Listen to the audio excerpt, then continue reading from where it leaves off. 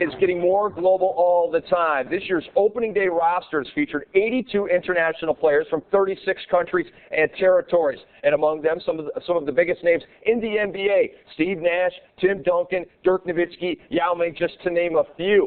Now, one man who closely follows them all is journalist NikolaOlic, and he is the editor of Hoops World Global at hoopsworld.com, and he joins us right now. Nikola, welcome to the show. Great to have you on, my friend. Thanks, guys. Hello to everybody. Now, let's get this started here with your call, my friend. I want to ask you about this. There are a lot of people that cover, obviously, international basketball. What sets you apart? Is it more covering the basketball? I know there's sort of like a gossip angle over there. They want to dig into the lives of these players. Which side of that fence are you on?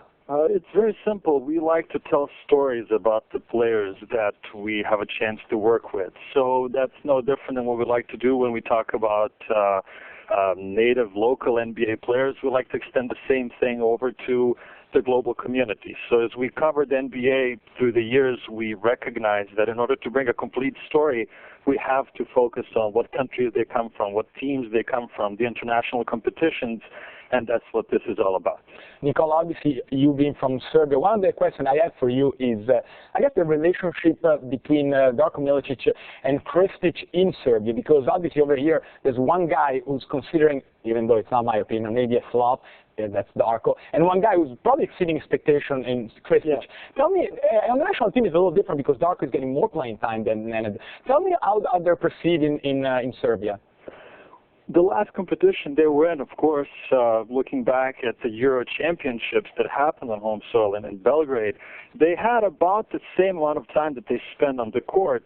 And so they were, you could say that they were about equally effective. But as you look at what happens when they actually make it over the Atlantic and into the United States, that's certainly a different story. And as you say, it's perhaps you can say that Darko is maybe not quite a bust, but he's certainly less successful than what has happened with Krstić as he is playing with the Nets.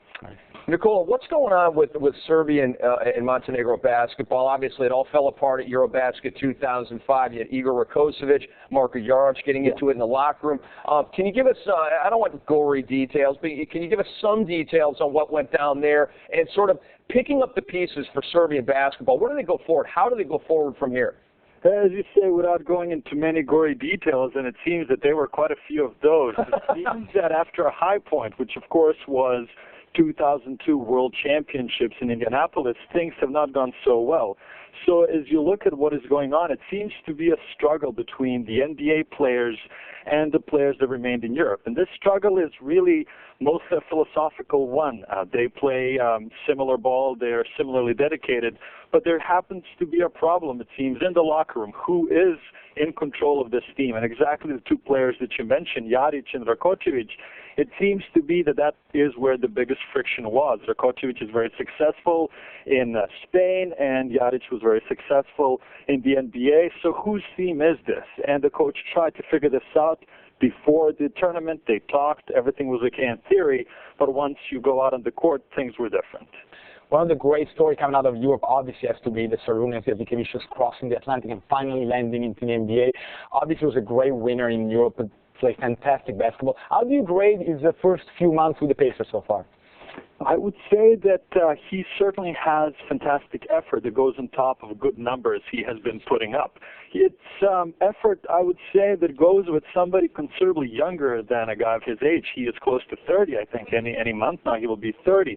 So he is a very old rookie, if you will, but he is, I believe he used the word like a kid in a candy store. He is just interested in every arena, interested in all the crowds, interested in all the teams, and that's where his great interest in the game happens. And yes, as you said, he came after winning with different teams, winning the biggest championships in Europe. So you would wonder, what does he have to really prove here? And it seems that he just wants to have a good time and go for the NBA title. Nikola, we're running short on time, about a minute and a half left. I want to know what you think about Maccabi Tel Aviv, two-time defending champions, without Sarunas Jasikevičius. Seems like Willie Solomon's trying to figure it out scoring-wise, but is he distributing the ball well enough, and do you think they can win it here 3 times in a row without Sarunas Jasikevičius? I don't know exactly if they will be able to continue to go furthermore the same way without Jasikevičius on their team. He certainly brings that X factor when he gets out on the floor. So I'm not really sure if they will be able to continue with the same success as they had before. And we have one more question here for you. We got about 40 seconds left. Lietuvos Rytas. So what do you think of them? If you had your eye on them, you check them out during that 7-game winning streak? No, I have not. I have not looked into exactly what they have done. All right. Well, Nikola, we appreciate your time here, editor of Hoops World Global. Thanks so much for joining us, and we'll talk to you soon, okay? Thank you guys so much. All right. Our pleasure. Nikola Olic joining us here. And that'll just about do it for this edition of Basketball International. Our thanks to our guests, Randy Livingston and Nikola Olic. We really appreciate them joining us here. And also my main man, Simone Sondri, the entire NBA TV crew. For all of us here, I'm Rick Hamla. We will see you soon.